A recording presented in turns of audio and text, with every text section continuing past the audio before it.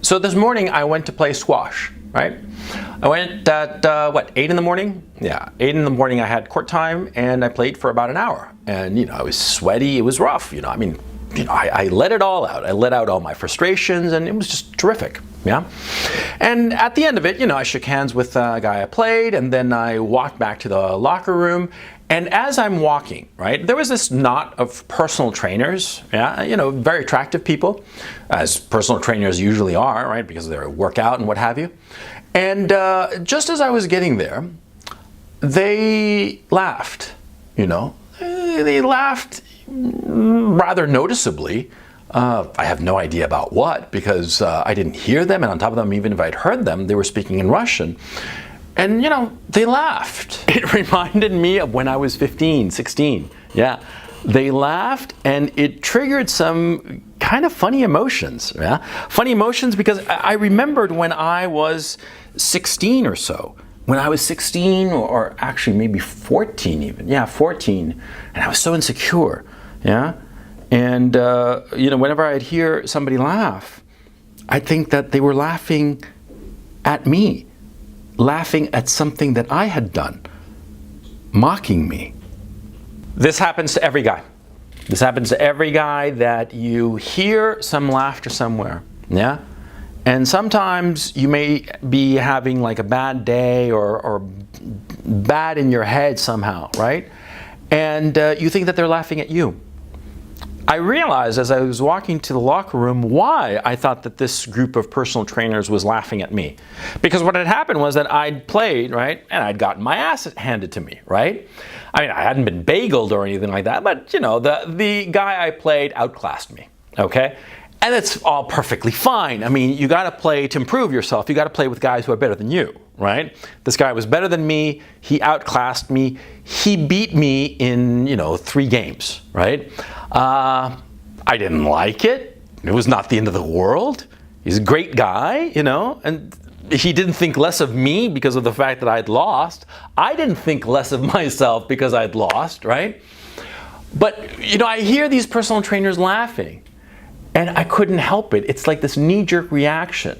I think to myself, are they laughing at me? Did they watch me? Did they see me lose? Did they see when I totally whiffed that backhand and didn't even hit the fucking ball, right? And did they see those embarrassing moments I had on the court? Of course not. Of course not. Of course not. They didn't see any fucking, they didn't even know I existed, for crying out loud. No. Yeah? They were talking about God knows what the fuck, right? They were talking about God knows what the fuck. They had no idea that I'd been playing squash. They had no idea who I was. They had zero interest in me, yeah? But, see, I had to think that they were laughing at me just for a split second, and it made me think to myself that a lot of times we are so self-involved with our own lives that we assume that everybody else is equally involved in our lives as we are. We think that, other people are watching us. We think that we are like the lone protagonist on planet Earth, and everyone around us, everywhere, in every nook and cranny of this great big ball of earth that we live on, everybody is watching us. That's what we think in our little childish hindbrain. You know what I'm saying? But I'm here to tell you, it's not true. Whenever you think that somebody's laughing at you, I can guarantee that they're not laughing at you. You know why? Because nobody gives a shit about you. It's as simple as that. You might think that there are people who care about you. And in point of fact, if you're lucky, there are. There are people who care about you, and there are people who will miss you when you're gone. But the vast majority of people on this earth, I'm talking 99.9999999% of the population, could give a rat's ass about you. They don't know you exist and they're not laughing at you. The only people who truly believe that they are being laughed at by some complete strangers are fucking narcissists. And this brings us to a point. This brings us to actually an important point. Because what's going on is that so many young people, perhaps you who are watching this, so many young people have grown up, as the center of the universe of their parents. And everything in the culture has fed into your narcissism, has led you to believe that you are the center of the universe, you are the most important thing, you are just, the bee's knees, right? But the fact of the matter is, you're not. Nobody gives a shit about you, okay? Nobody gives a shit about anybody. I mean, think of it. How many people do you actually care about in your day-to-day? How many people do you truly care about? Truly monitor what they do, notice what they do? How many? 10, 20, 30? Or is it less? Is it 10, 7, 5, 2? I bet it's only one. I bet it's only one, and I bet the only one is you. I bet you only give a shit about what happens to you, and everybody else is, you're like, oh, well, whatever, Yes, exactly. And so when they are laughing, they are not laughing at you. But see, so much of what's going on in our current culture is so narcissistic, or feeds into people's narcissism. The way people are brought up, the social media, a lot of the consumer products, and the whole consumerism. I mean, if you think about it, consumerism is built to cater to your narcissism. To your narcissism, my narcissism, everybody's narcissism, right? And so what happens is that we fall into this trap of believing that we are the center of the universe. We fall into this narcissistic trap. And so when we hear somebody laugh, we think they're laughing at us. And when we think that, we get incredibly insecure. We get incredibly insecure and frightened. We get incredibly insecure and frightened, and we don't know what to do. And we sort of hunch our shoulders and try to stick our head into our shoulders and look straight down and walk around without any confidence because we feel that we are under a microscope. And the thing is, see, that is actually a healthy attitude. Now, of course it's a healthy attitude because, you see, only a narcissist would think different. See?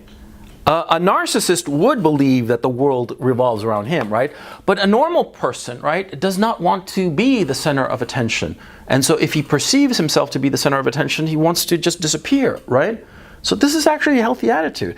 The point you have to internalize, the thing that you have to fight against the culture, is to think that you are the center of the universe, because you're not.